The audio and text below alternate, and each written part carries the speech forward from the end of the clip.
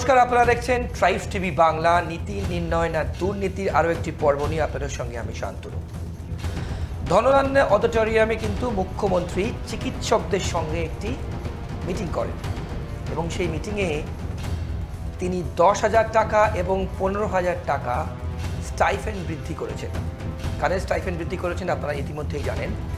যারা intern, house staff, PGT এবং PDT অর্থাৎ পোস্ট ডক্টরাল ট্রেনিং, তাদের জন্য 10,000 টাকা স্টাইফেন্ড। এছাড়া যারা সিনিয়র রেসিডেন্ট তাদের জন্য 15,000 টাকা স্টাইফেন্ড, মানে যে অ্যামাউন্ট পাচ্ছেন তার থেকে 15 এবং 10,000 টাকা। তাহলে ভাবুন, যে মুখ্যমন্ত্রীর বিরুদ্ধে প্ল্যাকার্ড নিয়ে একটি সময় আন্দোলন হয়েছে, বিভিন্ন রাজনৈতিক দল, বিরোধী রাজনৈতিক দল করেছে, দাবি এক, দফা এক, মুখ্যমন্ত্রীর পদত্যাগ। সেই মুখ্যমন্ত্রী যার পদত্যাগ চেয়ে রাস্তায় মানুষ নেমেছেন, তিনি এক লাফে 10,000 এবং 15,000 টাকা স্টাইফেন্ড বৃদ্ধি করলেন। কি ভাবছেন আপনারা? যার এগেনস্টে, যার বিরুদ্ধে প্রতিবাদ হলো, মানুষ রাস্তায় নামলো, সেই মুখ্যমন্ত্রী যারা করলো তাদেরই স্টাইফেন্ড বাড়িয়ে দিল। এই নিয়েই আমাদের আজকের খুব গুরুত্বপূর্ণ আলোচনা পর্ব। আমাদের সঙ্গে আছেন আপনাদের খুব পরিচিত মুখ, এই অনুষ্ঠানে যাকে আপনারা আগে দেখেছেন, আরজি করের ডক্টর তাপস প্রামাণিক আমার বাঁদিকে বসে আছেন। ডক্টর প্রামাণিক, আপনাকে স্বাগত নীতি নির্ণয় না দুর্নীতিতে আরও একবার এবং ট্রাইবস টিভি বাংলায়। আমি অনুষ্ঠান যেভাবে শুরু করলাম, আপনার মুখটা দেখছি, তো আপনি কি বলবেন? এটা কি আপনাদের আন্দোলনের জয়, নাকি মুখ্যমন্ত্রী বাংলার মানুষের পালস বোঝেন, কখন কোন চাল ঠিক কোথায় দিতে হয়? বলুন। দেখুন, আমাদের রাজ্যের মুখ্যমন্ত্রী যথেষ্ট সচেতন এবং তার ইন্টেলিজেন্স লেভেল অনেক হাই, এটা নিয়ে তো কোনো সন্দেহ নেই। এই যে কালকে স্টাইপেন্ড যেটা বেড়েছে, সেটা অবভিয়াসলি আমি বলবো একটা ড্যামেজ কন্ট্রোল। কিন্তু আপনাকে কিন্তু এই ব্যাপারটা বুঝতে হবে যে অনেকে হয়তো রাজ্যের বিভিন্ন জায়গা থেকে বিভিন্ন যারা সমালোচক তারা বলছেন যে এটা বাড়িয়েছে মানে দয়া করেছে বা দান করেছে, কিন্তু আপনাকে এটা মনে রাখতে হবে এটা কিন্তু দয়ার দান নয়, বা এটা কেউ আমাদের দয়া করেনি। এইটা কিন্তু ডিজার্ভ করেন জুনিয়র ডাক্তারবাবু, যারা ইন্টার্ন, হাউস স্টাফ এবং পোস্ট গ্রাজুয়েট ট্রেনি বা পিডিটি। আপনি যদি অন্যান্য রাজ্যের স্টাইপেন্ড স্ট্রাকচার দেখেন, আমাদের রাজ্যে কিন্তু অনেক কম। আপনি যদি এইমসে যান, দেখুন আমার এমবিবিএস ডিগ্রি যেমন পশ্চিমবঙ্গে যা, সেটা দিল্লি গিয়েও সেম, তাহলে আমার স্যালারিটাও আমি মনে করি যে স্টাইপেন্ডটাও সেম হওয়া উচিত। এবং এই স্টাইপেন্ডটা কালকে যে 10,000 বা 15,000 টাকা বেড়েছে, এটা দেখুন এর আগে আমরা দেখেছি কোনো আন্দোলন হলে হয়তো 2,000, 3,000 টাকা বেড়েছে, কিন্তু কালকে যে 10,000 টাকা বা 15,000 টাকা বেড়ে যাওয়া, এটা অবভিয়াসলি একটা ভালো দিক, সেটাকে ছোট করে দেখার কিছু নেই, আমি অন্তত মনে করি আমার পার্সোনাল পার্সপেক্টিভে। কিন্তু এটা ঠিক কথা, এটা কিন্তু ডাক্তারবাবুরা ডিজার্ভ করে, এটা দয়ার দান নয়। তারপর আমি একটু আপনাকে থামাই। আপনি দুটো কথা এখানে বললেন। প্রথম কথা বললেন ড্যামেজ কন্ট্রোল, দ্বিতীয় শব্দ ইউজ করলেন ভাতা, দান। ভাতা নয়, দান। ড্যামেজ কন্ট্রোল আপনি কিভাবে বলছেন?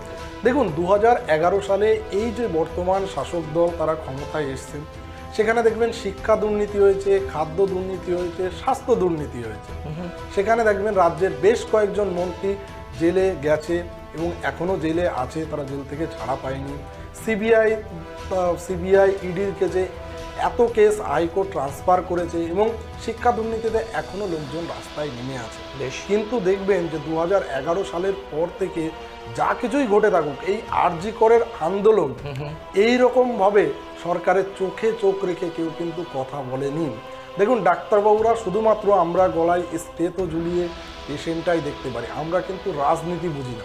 আমাদের একটাই পক্ষ, সেটা কিন্তু পেশেন্ট পার্টি পক্ষ। কিন্তু মুখ্যমন্ত্রী তো বার্তা দিলেন যে আমার বিরুদ্ধে পদত্যাগ, আমি তো আছি তোমাদের সঙ্গে, মানে আপনাদের সঙ্গে। না, দেখুন আমাদের যারা ডাক্তারবাবুরা তারা পদত্যাগ নিয়ে কেউ কিন্তু আন্দোলন করেনি। আমাদের উদ্দেশ্য ওই চেয়ারে যে বসে আছে তাকে লায়াবিলিটি নিতে হবে, সে যে মুখ্যমন্ত্রী থাকুক বা যে স্বাস্থ্যমন্ত্রী থাকুক।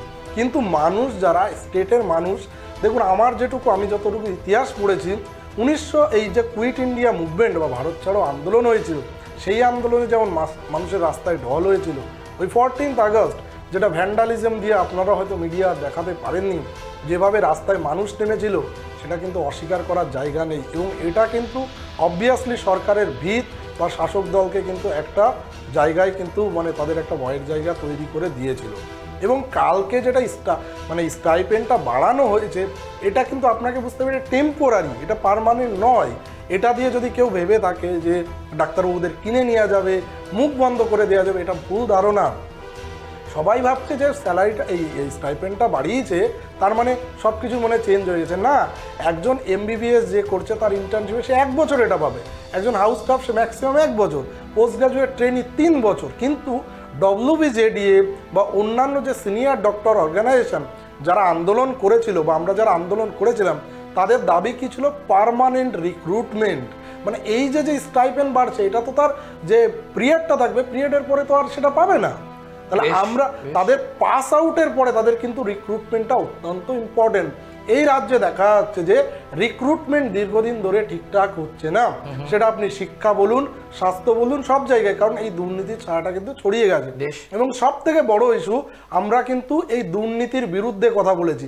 আজকে যে অভয়া বা তিলোত্তমা যার রেপ অ্যান্ড মার্ডার হয়েছে, সেটাও কিন্তু আমরা মনে করি যে আরজি করে যে 4 বছর ধরে সন্দীপ ঘোষ আসার পর থেকে যে সমস্ত দুর্নীতি চলছিল বা সারা রাজ্যব্যাপী যে সন্দীপ ঘোষের যে বাহিনী দাপিয়ে বেড়াতো, অভিক বিরূপাক্ষর মতো কিছু দালাল, WBMCতে কিছু এই দুর্নীতি, তাদেরই কিন্তু একটা কনসিকুয়েন্স কিন্তু এই অভয় বা তিলোত্তমার মৃত্যু। আমরা কিন্তু এই যে রাস্তায় নেমেছি তার একটা বড় জিনিস, সেটা হচ্ছে অভয় বা তিলোত্তমার যে মৃত্যুর সাথে যারা জড়িত তাদের শাস্তি চাই, প্লাস এই যে হেলথে যে দুর্নীতি, সেই দুর্নীতি যারা করেছে তাদেরকে শাস্তি দিতে হবে। এবং ট্রান্সপ্যারেন্ট হইতে শুধু ডাক্তারদের রিক্রুটমেন্ট নয়। আপনি যদি বলেন যে শুধুমাত্র ডাক্তাররা নিজেদের জন্য লড়াই করেছে, এটা কিন্তু ভুল ধারণা। আজকের দিনে দাঁড়িয়ে দেখুন, আমি বলছি, আমি যে হসপিটালে কাজ করি সেখানে এখনও ফ্লোরে অ্যাডমিশন হয়। কেন হয়? তার কারণ হচ্ছে ইনফ্রাস্ট্রাকচার আরও ডেভেলপ করতে হবে, কারণ রাজ্যের মানুষ যেখানে বাড়ছে সেখানে আপনার পেশেন্টের ডিমান্ডও বাড়বে। আমি অস্বীকার করব না যে স্টেট গভর্নমেন্ট কিছু ইনভেস্ট করেনি, অবভিয়াসলি স্টেট গভর্নমেন্ট হেলথে অনেক ইনভেস্ট করেছে এই সরকার। কিন্তু সমস্যা কোথায় হয়েছে বলুন তো? যেমন স্টেট গভর্নমেন্টের স্বাস্থ্যে উন্নয়ন হয়েছে, তেমনি অভিক বিরূপাক্ষ সন্দীপ বাহিনীরও বাড়বাড়ন্ত উন্নয়ন হয়েছে, যেটা নিয়ে স্বাস্থ্য দপ্তর দিনের পর দিন চুপ থেকেছে। আজকে যদি সন্দীপ ঘোষের এগেনস্টে কোনো অ্যাকশন নেওয়া হতো, তাহলে এই ঘটনা কিন্তু ঘটতো না। তাপস আপনি বলবেন, আমি একটা জিনিস আপনাকে জিজ্ঞেস করি। সন্দীপ ঘোষকে নিয়ে আমরা প্রত্যেকে জানি, কিন্তু দেখুন কলকাতা পুলিশ যে প্রোঅ্যাক্টিভনেস দেখিয়েছিল ঘটনার পর, সিবিআই কিন্তু এতদিন ইনভেস্টিগেট করে রিইনভেস্টিগেট শব্দটা আমার বলা উচিত, তার থেকে কি বেশি কিছু দেখাতে পারলো না, মানুষের সামনে আনতে পারলো? প্রথম দ্বিতীয় প্রশ্ন, আপনাদের জুনিয়র ডাক্তারদের ফ্রন্ট হয়েছে, আন্দোলন হয়েছে, তার কাউন্টার ফ্রন্ট হয়েছে, আমরা প্রত্যেকে জানি। কিন্তু কোথাও এই যে স্টাইফেন্ড বৃদ্ধি হলো, এরপর কি আপনাদের আন্দোলনের একটা গন্ডি কেটে দেওয়া হলো, এর বাইরে যেতে পারবেন না, এরকম কিছু? দেখুন, আমি একটা কথা বলতে পারি যে স্টাইপেন্ডটা বৃদ্ধি করা হয়েছে সেটা প্রথম কথা ডিজার্ভ করে, এবং তারা পেয়েছে, সেটা খুশি হওয়ার কারণ যে এতদিন ধরে তারা পারছিল না, সাফার করছে, অন্যান্য রাজ্যের তুলনায় আমাদের অনেক কম, সেক্ষেত্রে একটা ভালো দিক। কিন্তু এটাও ডাক্তারবাবুরা বোঝে যে এই স্টাইপেন্ডটা পাবে কিন্তু শুধুমাত্র তার টিনিয়র পর্যন্ত, টিনিয়র পরে তো আর পাবে না। তো তার মানে এই আন্দোলন কখনোই থামবে না। এই আন্দোলন কিন্তু দুর্নীতির বিরুদ্ধে, এই আন্দোলন অভয়ের যে মৃত্যু হয়েছে তাদের যে দোষীরা তাদেরকে হচ্ছে শাস্তি দেওয়ার জন্য, এবং এই আন্দোলন হয়েছে পার্মানেন্ট রিক্রুটমেন্টের জন্য। এই আন্দোলনটা শুরু হয়েছে যে গোটা সিস্টেমকে ক্লিন করার জন্য। তার মানে এই যে স্টাইপেন্ড, এটা যারা ডিজার্ভ করে সেটা বাড়িয়ে দিলে এই আন্দোলন থেমে যাবে, এটা সম্পূর্ণরূপে একটা ভুল ধারণা। কিছু কিছু দুষ্টু লোক তারা সমালোচনা করবে যে এরা হয়তো আন্দোলন করেছে শুধুমাত্র এগুলো পাওয়ার জন্য, একদমই না। আর এটা তো একটা ডাক্তারদের এগেইনস্টে তো বিরুদ্ধে তাদের তো লক্ষ্য ছিল চেয়ার, এরকম ন্যারেটিভে এরকম তো মানুষ বলেছেন যে আপনাদের যারা আন্দোলন করেছিলেন, যারা সামনে এসেছিলেন, চেয়ার দখল করতে, চেয়ার কাটতে এসেছিলেন। দেখুন, এটা তো পুরোপুরি ভুল ছড়ানো হয়েছে। আমরা কখনো চেয়ার দখল করিনি, আমাদের দখল করার জন্য আমরা কোনো কথা বলিনি। আমরা একটাই কথা বলেছি, ওই চেয়ারে যে বসে থাকবে আমরা তাকেই প্রশ্ন করব, চোখে চোখ রেখে প্রশ্ন করব যে দুর্নীতি স্বাস্থ্যে হয়েছে। এবং দেখুন, এর আগে শিক্ষা দুর্নীতি হয়েছে, খাদ্য দুর্নীতি হয়েছে, কিন্তু এইভাবে একটা দপ্তরের দুর্নীতিকে চোখে আঙুল তুলে দেখিয়ে দেওয়া যায়, সেটা কিন্তু এই রাজ্যের ডাক্তারবাবুরা দেখিয়ে দিয়েছে। এবং এই আন্দোলন শুধুমাত্র এখানে ছড়িয়েছিল না, সারা বিশ্বে ছড়িয়ে আছে। আর আপনি যেটা বললেন যে কলকাতা পুলিশ প্রোঅ্যাক্টিভ দেখেছি, হ্যাঁ, কলকাতা পুলিশ প্রোঅ্যাক্টিভনেস ছিল, প্রমাণ লোপাটে। দেখুন, যে রাজ্যের পুলিশ যাকে স্কটল্যান্ড ইয়ার্ড বলা হয়, সেই স্কটল্যান্ডের বাহিনী তারা হচ্ছে প্রমাণ লোপাট করলো, তাদের একজন ওসি সে জেল খেটেছে। সিবিআই কি করলো তাপসদা? সিবিআইও করেনি। দেখুন, সিবিআই কিছু করেনি মানে তার মানে কি আমরা এখন বলে দিচ্ছি যে কলকাতা পুলিশ ঠিক করেছিল? আপনি অন্যায় তার করবেন, কাছে যে অ্যাকিউজড এর কাছেও তো সেই একই অ্যাকিউজড। দেখুন সিবিআই যদি প্রুফ না করে, সিবিআই কিছু করেনি সেটা তো আমি মুখে বলছি না, আপনি 172 পাতা চার্জশিটটা পড়ুন, সেখানে ক্লিয়ারলি লেখা আছে যে পুলিশ যেটা করেছিল, সিবিআই শুধুমাত্র মাইক্রোস্কোপের নিচে রেখে সেই প্রমাণটাকে জাস্ট প্রমাণ করার চেষ্টা করেছে সঞ্জয় রায় অ্যাকিউজ। আমি আপনাকে 3টে পয়েন্ট বলবো যে রিপোর্টগুলো বাইরে এসেছিল এই ঘটনার পরে। আমি আপনাদের মিডিয়াকে ধন্যবাদ দেব যে মিডিয়া না থাকলে হয়তো আমরা এই জিনিস জানতে পারতাম না। প্রথম কথা হচ্ছে মাল্টি ইনস্টিটিউশনাল মেডিকেল বোর্ড, তারা চেক করেছে, CFSL report, central forensic science laboratory report করেছে, ডিএনএ অ্যানালিসিস রিপোর্ট করেছে, সর্বোপরি হচ্ছে ক্যামেরার রিপোর্ট, একটা সিসিটিভি ফুটেজ রিপোর্ট। আমি আপনাকে বলি যে বিল্ডিংয়ে যে ওয়ার্ডে এই ঘটনাটা ঘটেছে সেই ঘটনাটা হচ্ছে চেস্ট ডিপার্টমেন্ট। সেখানে যদি আমরা বলি যে করিডোরের একটা সিসিটিভি এই সিবিআই সাবমিট করেছে রাত 2:35 থেকে 5:51 পর্যন্ত। সেই সিসিটিভিটা তারা লিখেছে, আমি তো সিসিটিভি দেখিনি, তারা যে রিপোর্টটা সাবমিশন করেছে সেই রিপোর্ট আমি পড়ে যেটুকু বুঝেছি। দেখুন, সেখানে 68টা প্রায় মুভমেন্ট, সেই মুভমেন্টে দুবার শুধুমাত্র সঞ্জয় রায়কে আইডেন্টিফাই করা যায়, বাকি 66টা একটা পারে, মানে 68টার মধ্যে দুটো মুভমেন্ট আইডেন্টিফাই করেছে, 68টাই সম্ভবত দুটো। তাহলে বাকি মুভমেন্ট আইডেন্টিফাই সিবিআই করতে পারলো না, নাকি করলো না? আমি বলবো করলো না। কেন করেনি? দেখুন, ওই ওয়ার্ডে কে আছে? ওই ওয়ার্ডে ডাক্তারবাবু, nursing staff, paramedics, group D, security, তাদের যদি ডেকে ক্যামেরার সামনে বসানো হয়, টিভির সামনে, যে আপনারা দেখে বলুন তো এরা কারা আছে, সেটা কি তারা বলতে পারবেন না? সিবিআই কি সেই চেষ্টা করেছে? করেনি, সিম্পলি। এবং আমি ওই মুভমেন্টের ভিতরে দেখুন কয়েকটা জিনিস, তাদের ডেসক্রিপশন যেটা লেখা আছে, সিবিআই লিখেছে, আমি পড়ে দেখেছি, সেখানে লিখছে যে কয়েকজন আপার গার্মেন্ট সিন। তো আপার গার্মেন্ট সিন ওই করিডোরে কে থাকতে পারে? আপার গার্মেন্ট সিন বলতে ফুটেজে রয়েছে আপার গার্মেন্ট সিন, তারা লিখেছে। এইবার আপার গার্মেন্ট সিন, এবার আপনি বলতে পারেন কোনো পেশেন্ট না, ওয়ার্ডটা একদম পাশে, সেই ওয়ার্ডের ভেতরে আপনি বললেন টয়লেট বাথরুমে যাওয়ার জন্য অনেক সময় মানুষ, মেল পেশেন্টের আপার গার্মেন্টস থাকে না, টয়লেট বাথরুম পেশেন্টের ভেতরের দিকে, কারণ দুটো ওয়ার্ড পাশে রয়েছে, 1 নম্বর। 2 নম্বর হচ্ছে যদি বলেন পেশেন্ট পার্টি, দেখুন ওই করিডোর দিয়ে যারা পেশেন্ট পার্টি, ওই রাতের বেলা, দিনের বেলা নয়, ওখানে কোনো ওয়াশরুম নেই, ওই জায়গায় কেউ যাবে না। তাহলে এরা কারা? সিবিআই এদেরকে আইডেন্টিফাই করলো না কেন? এটা হচ্ছে প্রথম প্রশ্ন। সিবিআই তার মানে এটা চেষ্টা করেনি। 1 নম্বর ক্যামেরা রিপোর্ট বললাম, ডিএনএ অ্যানালিসিস যে রিপোর্ট সাবমিশন করেছে তাতে 3টে সোয়াবে দেখা যাচ্ছে যে মোর দ্যান 1 পিপলের সিগন্যাল পাওয়া গেছে। ওকে, ঠিক আছে, তার ভিতরে একজন ফিমেল হওয়ার চান্স বেশি। তো মানে একজন ফিমেল, তাছাড়াও আরও মেল থাকতে পারে। এখন প্রশ্ন হচ্ছে, যেটা রিপোর্টে লিখেছিলেন, মানে জাজ যেটা লিখেছেন লোয়ার কোর্টের, যে সেখানে দেখা যাচ্ছে যে সিসিটিভিতে যে ভিডিও ক্যামেরা হয়েছিল পোস্টমর্টেম রুমে, পাশের রুমে, এই পাশের অনেক বডি রয়েছে, স্টেরিলাইজেশন মেনটেন হয়নি। এখন আমার প্রশ্ন হচ্ছে যে এই ধরনের ভুল হলে তার লায়াবিলিটি তো পোস্টমর্টেম টিমের উপরে যায়। বেশ, আপনি তাদের এগেনস্টে কি অ্যাকশন নিয়েছেন? দ্বিতীয়, তারা গ্লাভস পরেনি। এবার প্রশ্ন হচ্ছে যে ফিমেল অ্যানাল সোয়াব থেকে সেখানে ফিমেলের এক্সট্রা ডিএনএ, মানে দিস ইজ হাইলি সাসপিশিয়াস। তো আমাকে যদি সেটা ফুল প্রুফ করতে হয় যে ওটা থেকে কোনো মানে কন্টামিনেশন হয়েছে, তার জন্যও তো যারা যারা ছিল তাদের ডিএনএ মেলানো উচিত ছিল। বা আপনি যদি ধরে রাখেন যে এই ডিএনএ আরও সাসপেক্ট নেই বলেই তারা বলেছে কন্টামিনেশন, তাহলে আদার সাসপেক্টে আপনি কি বের করার চেষ্টা করলেন না কেন? এটা কিন্তু সিবিআই করেনি, বা তাদের যে লায়াবিলিটি সেটাও করেনি। এবং আরেকটা জিনিস আপনাকে বলি, আমার জানা নেই পোস্টমর্টেম টিমে যে তারা করেছিল এত শর্ট টাইমে, 1 ঘন্টা 10 মিনিটে প্রায় তাদের এই মানে পোস্টমর্টেম হয়ে গেল।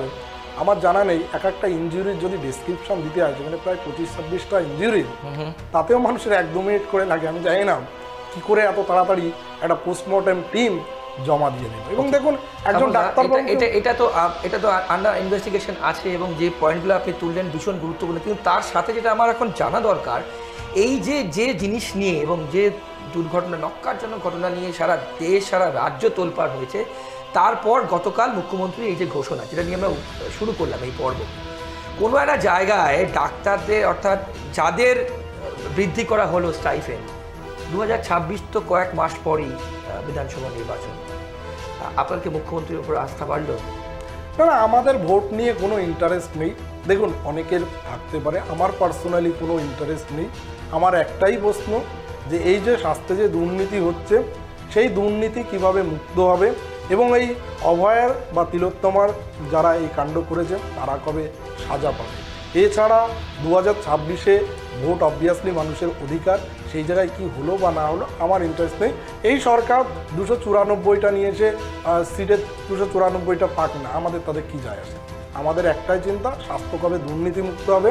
আমরা মুখ্যমন্ত্রী কি মাস্টার স্ট্রোক, যেটা গতকাল দেখুন, মুখ্যমন্ত্রী একটা জিনিস আমি বলতে পারি, মুখ্যমন্ত্রী পালস বোঝেন, সেটা নিয়ে কোনো সন্দেহ নেই। কিন্তু একটা জিনিস বুঝতে হবে, বাংলার পালস, দিল্লির পালস, বাংলার পালস তো এক নয়, মানুষ তো এক নয়। হ্যাঁ, কিন্তু একটা জিনিস বুঝতে হবে, বাংলার পালস মুখ্যমন্ত্রী বোঝেন, কিন্তু ডাক্তারবাবুরা ওই যদি ভাবেন যে ধরুন লক্ষ্মীর ভাণ্ডার বাড়িয়ে দিলে বাংলার মানুষকে তারা ভোটের জায়গাটা অনেকটা নিশ্চিত করা যায়। ডাক্তারবাবুরা কিন্তু এই যে আপনি ইয়েটা দিলেন, ভাতাটা বাড়িয়ে দিলেন বা বাড়িয়ে দিলেন, তার মানে একদম সমস্ত কিছু মেনে নেবে। শুধু তাই নয়, প্রাইভেট প্র্যাকটিসের জন্য কিন্তু 20 কিলোমিটার থেকে 30 কিলোমিটার করা হয়েছে। দেখুন, প্রাইভেট প্র্যাকটিস 8 ঘন্টা বাদ দিয়ে প্রাইভেট প্র্যাকটিস করুন আপনারা, তার তো কোনো আপত্তি নেই, তিনি তো স্পষ্ট বলেছেন গতকাল। দেখুন, এই কথাটা একটা বড় কথা আছে যে প্রাইভেট প্র্যাকটিস যারা করে তার ভিতরে তো কিছু ভুল তো আছেই। কিছু লোক তো ধরুন ফাঁকি দিয়ে প্রাইভেট প্র্যাকটিস করে, এই জায়গা তো অস্বীকার করার জায়গা নেই।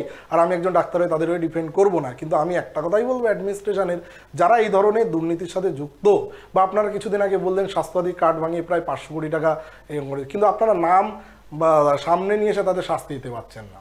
তাহলে আপনারা ঠিক করুন কোনটা করবেন। আর দ্বিতীয় কথা, আপনি বলছেন যে জুনিয়র ডাক্তারবাবুদের উপরে চাপটা কম দিয়ে আপনারা সিনিয়র ডাক্তারবাবু ডিউটি করুন। দেখুন, এই রাজ্যে বেশিরভাগ জায়গায় সিনিয়র ফ্যাকাল্টি অত্যন্ত কম এবং ভ্যাকেন্সি অনেক বেশি। তাহলে আপনাকে যদি মনে হয় যে মিদনাপুর স্যালাইন কাণ্ডে জুনিয়রদের উপর ভরসা করা হয়েছিল, কিন্তু এটা আপনি, হ্যাঁ, ওইটা আমি নিয়ে আসছি, তো আপনাকে সিনিয়র ফ্যাকাল্টি বাড়াতে হবে। তার জন্য কি করতে হবে? রিক্রুটমেন্ট বাড়াতে হবে। এবার মিদনাপুর স্যালাইন কাণ্ডে আসে, দেখুন মিদনাপুর স্যালাইন কাণ্ডে আমি প্রথম থেকেই বলেছি, এটা কিন্তু এই যে সাসপেন্ড করা, এটা কিন্তু অবৈধ, বিশেষ করে জুনিয়র ডাক্তার প্রত্যাহার করা হয়েছে ইতিমধ্যে গতকাল। না, এবার এটা প্রত্যাহার করতেই হতো, এরা হাইকোর্টে মুভ করলেও এটা প্রত্যাহার হয়ে যেত। দেখুন, যদি ধরে নিই যে মেডিকেল নেগলিজেন্স হয়েছে, সেই মেডিকেল নেগলিজেন্স একমাত্র মেডিকেল টিম প্রুফ করতে পারে। স্বাস্থ্য ভবনে যে কমিটি গেছিল, সেই কমিটিতে একজন অ্যানেস্থেটিস্ট নেই, অথচ একজন অ্যানেস্থেটিস্টকে কি করে সাসপেন্ড করলো? এটা কখনো হতে পারে না। তাহলে স্বাস্থ্য ভবনের ওই কমিটি নিয়েই প্রশ্ন ওঠে। এইবার দ্বিতীয় কথা, দেখুন জুনিয়র ডাক্তারবাবুরা সিনিয়র ডাক্তারবাবুদের আন্ডারে কাজ করেন, তাহলে যদি কোনো ভুল হয়ে থাকে তাহলে সিনিয়র ডাক্তারবাবুদের লায়াবিলিটি। যদি ধরে নিন যে মেডিকেল নেগলিজেন্স হয়েছে, সেটাও প্রমাণ সাপেক্ষ, সেটা কিন্তু সিনিয়র ডাক্তারবাবুদের সাসপেন্ড হয়, জুনিয়র ডাক্তারবাবুদের হয় না। এই জন্য জুনিয়র ডাক্তারবাবুদের কালকে উইথড্র করতে হয়েছে। যে অ্যানাস্থেটিস্টকে করা হয়েছিল তিনি অলরেডি কিন্তু হাইকোর্টে মুভ করেছিলেন, এবং যে ডেথটা হয়েছে সেটা হচ্ছে septic shock with multi organ failure, সেখানে অ্যানাস্থেশিয়া রিলেটেড কিছু হয়নি। কালকে উনি নিজেও স্বীকার করেছেন যে হয়তো এটা মানে ফ্লোয়ের বসে একটা ফর দ্য টাইমিং করে দেওয়া হয়েছে। কিন্তু জুনিয়র ডাক্তারবাবুদের এই যে সাসপেন্ড করা, এটা সম্পূর্ণ ইললিগাল। এই মেডিকেল নেগলিজেন্স এত তাড়াতাড়ি এইভাবে প্রুফ করা যায় না। দ্বিতীয় কথা, যে স্টেট গ্রিভান্স রিড্রেসাল কমিটি কালকে যারা প্রোগ্রাম অর্গানাইজ করেছে, তারা কিন্তু মিদনাপুর স্যালাইন কাণ্ডে তারাও গেছিল, তারাও কিন্তু ক্লিন চিট দিয়েছেন। অতএব এই যে সাসপেন্ড করা, এটাই ছিল ইললিগাল, এটা অস্বীকার করার কোনো জায়গা নেই। বেশ, তাপসদা, মানে আমাদের অনুষ্ঠান শুরু করার আগে আপনার সঙ্গে কথা হচ্ছিল, আপনি বলছিলেন যে বিচার পাওয়ার জন্য রাজনীতি করতে হবে। রাজনৈতিক দল, প্রতি রাজনৈতিক দলে কিন্তু বলছে আমরা বিচার পাইয়ে দেবো। আমার অনুষ্ঠান শুরু করবার আগে আপনি বলছিলেন, সেক্ষেত্রে আপনি একজন চিকিৎসক হয়ে আপনি কি মনে করেন যে বিচার পেতে গেলে রাজনৈতিক দলের ছত্রছায়া যেতে হবে, তার নিচে তার পতাকা ধরতে হবে? দেখুন, বিচার দেয়া কিন্তু রাষ্ট্রের কাজ। আমরা আজকে রাস্তায় কেন নেমেছিলাম? আমরা দেখলাম যে এখানে রাজ্য পুলিশ যে জিনিসটা করেছে, প্রমাণ লোপাটের দায়ে অভিযুক্ত, সেটা আমরা বলিনি, বারবার এটা কিন্তু সত্রে যত্রে কোর্টেও কিন্তু প্রমাণ হয়েছে। হাইকোর্ট নাহলে সিবিআইকে দিত না, যার জন্যই কিন্তু আমরা রাস্তায় নেমেছিলাম, যেখানে দেখলাম রাজ্য প্রশাসনের বেশ কিছু হাত, বড় বড় হাত এই কেসের সঙ্গে, কেসটাকে কি করে ধামাচাপা দেওয়ার চেষ্টা করেছে, যার জন্য আমরা রাস্তায় নেমেছি। এবং পরবর্তীকালে সিবিআইও দেখলাম সেম কাজ করছে, যার জন্য আমরা এখনো কিন্তু চিৎকার করছি বা এই নিয়ে আমরা কথা বলছি। হয়তো আমাদের অনেকে সমালোচনা করছে। দেখুন, বিচার পাওয়ার জন্য আমাদের রাস্তায় কেন নামতে হবে? এটা তো একটা মানে কনস্টিটিউশনাল রাইট যে কোনো অন্যায় হলে সেটা রাষ্ট্রের দায়িত্ব বিচার দেওয়া। কিন্তু আপনি তো আগেও বলেছেন যে দল সত্যি যদি কোনো রাজনৈতিক দল বিচার পাইয়ে দেয় আমি সেই রাজনৈতিক দলের সাথে। দেখুন এখন যা পরিস্থিতি আমাদের রাজ্য আর কেন্দ্র তারা কি করছে বোঝাটা খুব মুশকিল।